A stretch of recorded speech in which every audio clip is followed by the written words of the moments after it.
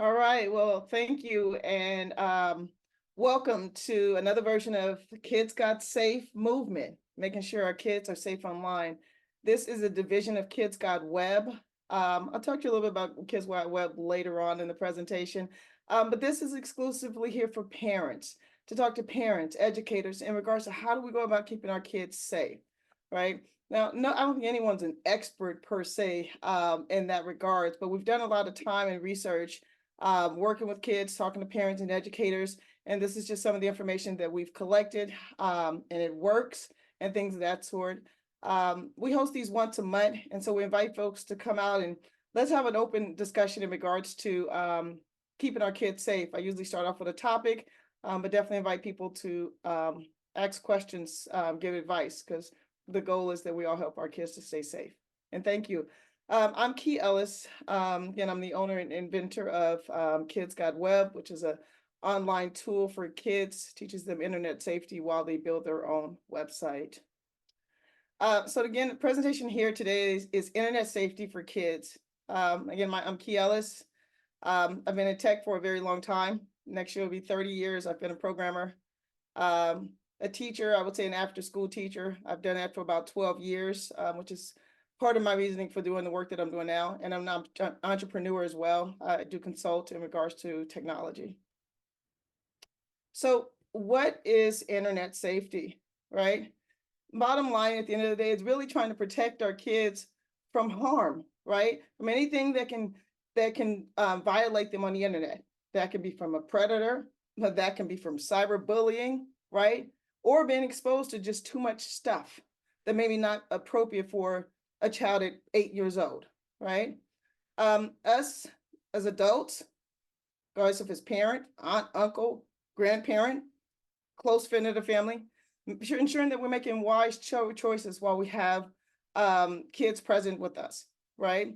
It doesn't mean we have to necessarily go put on all the parental controls. I think that may work for the smaller child, but as we get to the older child, things of that sort doesn't work, and it really is about communication, right? But just making sure we're making the wise choices, and we're going to go into a little bit more in reference to, what some of those things that we can do as a community. Making sure that you're aware in regards to all the things that are going on out there. You don't have to be aware of everything, but definitely make it part of your goals, that you'll make a decision. Maybe it's once a month, could be once a week, could be once a quarter, but that we're going out and understanding some of the nuances that kids can actually get into online, right? Understanding what challenges are. That's a very common thing that's happening with kids, and we'll talk about that in just a moment here. But just making sure that we're aware. Some of the perils, dangers of the internet, right? Some of the time it's limited in education in regards to just a lot of things that are going on. There's so much information coming at us, right? And we can only process so much, although everyone's trying to do the best that they can in reference to make sure the kids are safe, parents, the educators, everyone, right, is trying to make sure. But again, there's still limited knowledge in regards to just limited knowledge as far as like, well, what are these things, right? And then another aspect, there's just too much information going out, and it's like, whoa, you only can take in so much and what's real and what's not. You have your social medias, Facebook, Instagram, TikTok. Those guys, I mean, there's a lot going on. I think that goes without saying in reference to just some of the things that kids can get into. If you can get into it, a child can get into it, okay? The games, there's violence that happens within the games, especially within the chat rooms. Chat rooms can also be stranger danger. There are people that will follow a kid from place to place, because sometimes it's a lot easier to follow a kid, adults too, in regards to the games, because yourself, some kids just have the same few games that they kind of really like and things of that sort. They will venture out, but there's something that's attracting them. And so unfortunately, people that are not necessarily for the best interest of kids, they actually look at that type of information and actually follow kids, right? And again, this information is for you to kind of be aware in reference to things that are going on. YouTube, same thing. There's a lot of things that a child can be exposed to. You'll be surprised in reference to the things that you can find, learn to create, and do when it comes to YouTube. Yes, there are two versions. They have the kid YouTube and the regular YouTube, but at the end of the day, children can't access the regular one in a lot of different aspects. This is school, friend's house, and this is not to put down schools or a friend's house, but things happen. People have different rules. There's different security things that are set up depending on the school or a friend's house. Challenges, as I mentioned before. So there's so many different types of challenges, and unfortunately, they lead kids to do some really wild things. You may have heard of like the Tide Pods, right? Where they're having the kids to swallow or ingest Tide Pods, right? Unfortunately, those are leading to kids, they're having injuries, right? Um, the choking one, where they're having themselves to choke themselves until they pass out, right? The blue whale, where they're walking off of a anyway, the point being is they are doing a lot. If you look up the word challenges on Google, right, you'll be surprised there's hundreds of them that kids are partaking in. And sometimes it's just the latest and greatest in reference to what that is, right? Don't get me wrong, there are some challenges that can actually be really positive, but we also have to be aware of the ones that are not so positive in regards to the safety of our kids. There are group chats. Nowadays, if kids are in school, now they actually set up a group chat or text that's going on amongst the kids. Bullying looks different than it did when you and I were in school, right? Usually you can see bullying. It's happening on the campus, it's happening in the classroom, but now bullying looks like this. You're cooking dinner. Your child is sitting on the couch, watching TV and playing on their phone. And you have no idea that that child could be being bullied right there at that particular time because of a conversation that's going on with multiple other people on a text message.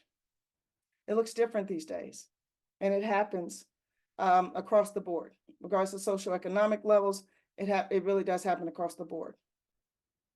Again, the goal here is just to make sure that we're aware, and so that we continue to want to get together and let's talk about some of the other things that are happening on as far as kids. Cyberbullying, cyber stalking. I gave two dictionary.com definitions here. Cyberbullying is where someone is actually bullying someone, right? Sending messages or what have you. Sometimes it can happen over a period of time. Someone stalking someone, they are literally following every place that this person goes on the internet, right? And trying to figure out what's happening with that person in order to harass them. And the two combined things we look at is just cyber harassment that's happening on the internet. Okay. There's a good resource, stopbullying.gov. I found some really great resources from this website. Highly recommend that you definitely check it out. So security. There's the privacy aspect, right? Making sure we're not putting too much information out there to where people can find us, right?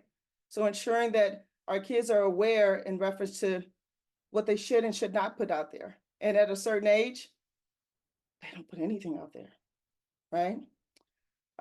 Phishing, that's another one to where someone's pretending to be something.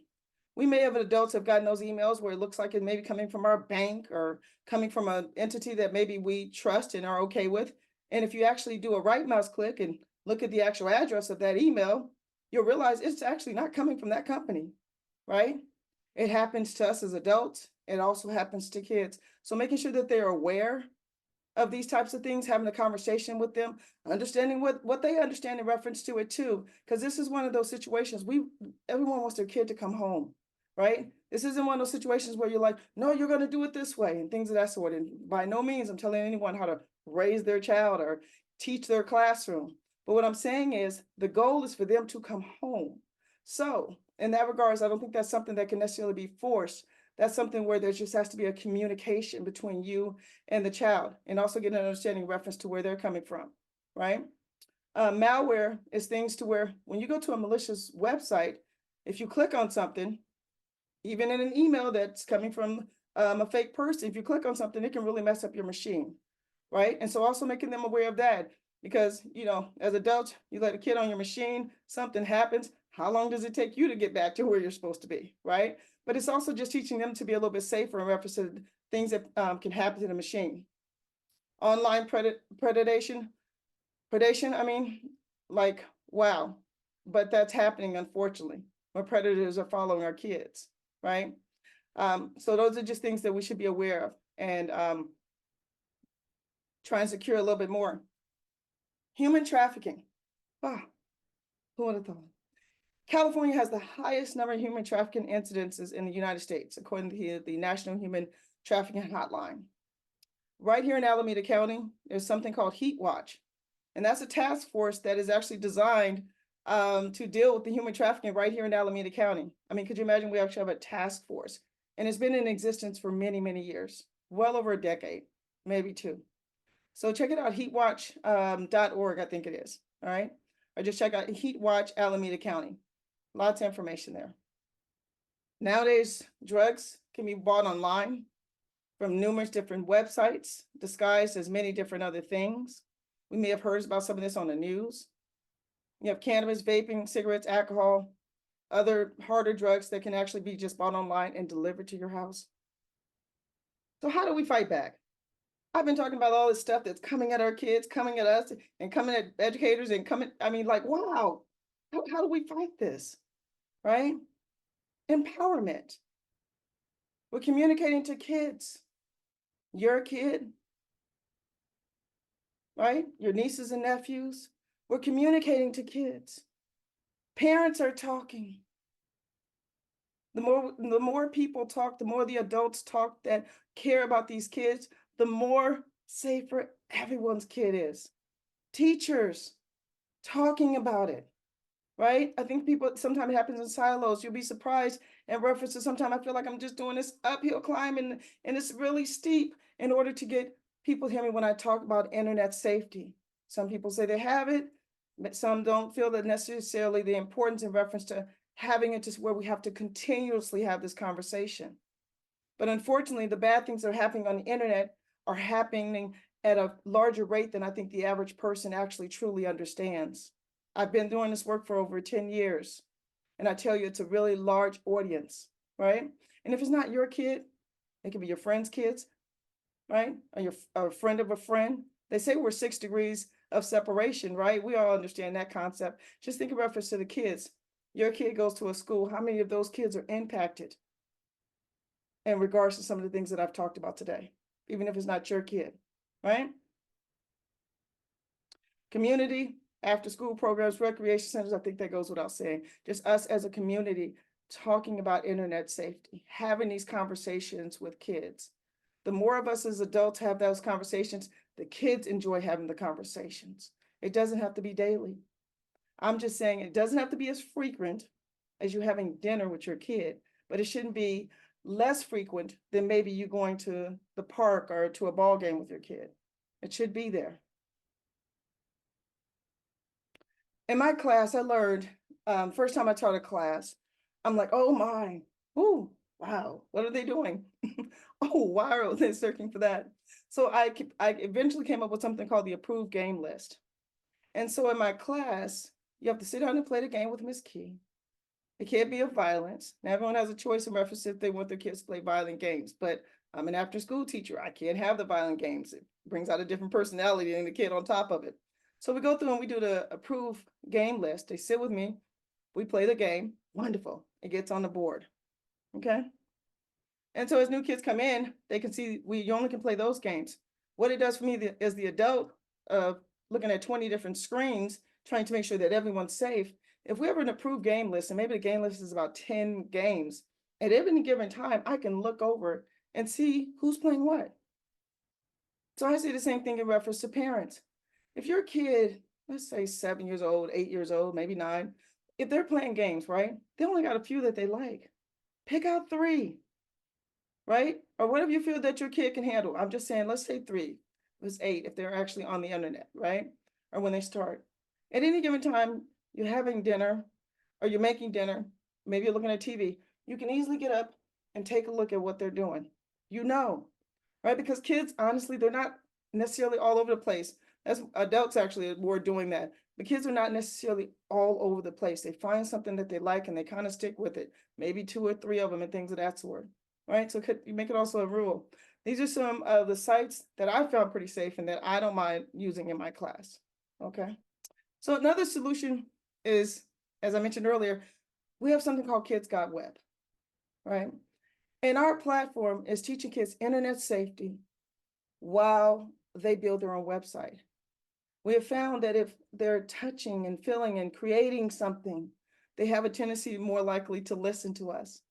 And we've designed our platform like a game. As they go up through levels, at every level they learn a new internet safety tip.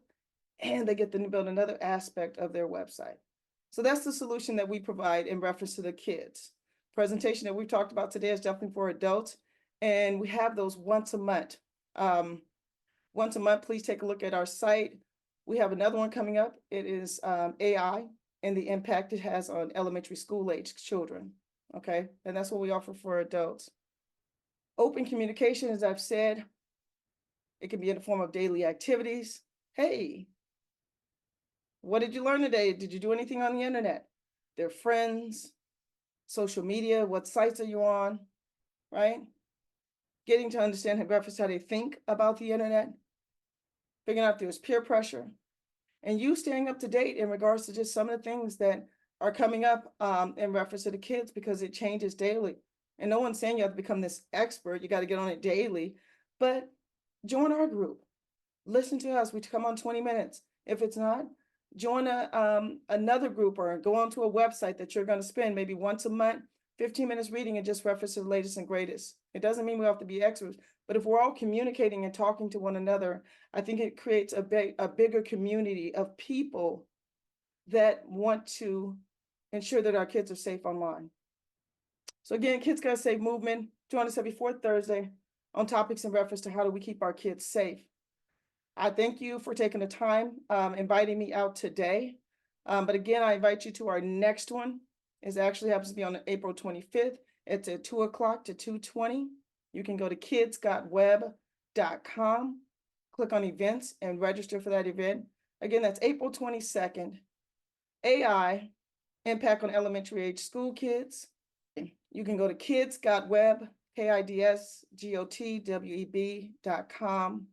Click on events and come on and join us for 20 minutes, 2 to 2:20. I thank you so much for having me today.